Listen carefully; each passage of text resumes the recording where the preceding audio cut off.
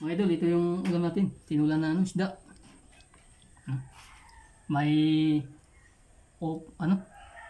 malunggay, talong, tapos patula. Masarap to mga idol. Siyempre may kinilaw tayo mga idol. Hindi yan mawala yung kinilaw. Sarap. Ito yung isda. Tinula ng isda. Sarap to mga idol. Kain po.